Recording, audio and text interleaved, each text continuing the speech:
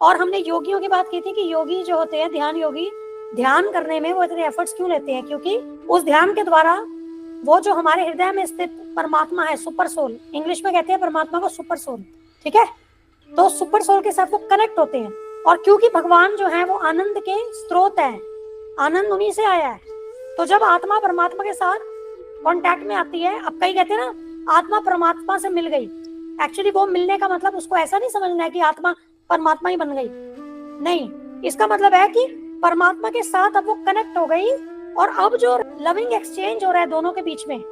तो reciprocation of their loving exchanges, वो जो है वो एटर्नल है, वो आध्यात्मिक है, वो सनातन है, वो एवर इंक्रीजिंग है, वो अनंत है, और वो अतीन्द्रियम है। वो आत्मा जो उसका अनुभव करती है वो भौतिक इंद्रियों से परे अपने आध्यात्मिक इंद्रियों से उसको चेरिश करती है, उसका अनुभव लेती है, ठीक है? और जो बुद्धिमान होगा वो क्षण भर की जो शरीर से जुड़ी इंजॉयमेंट है जो हमें यहाँ पर भौतिक जगत में मिलती है, उसकी ओर ना जाकर के वो आध्यात्मिक आनंद की ओर अपने आप को अग्रसर करेगा।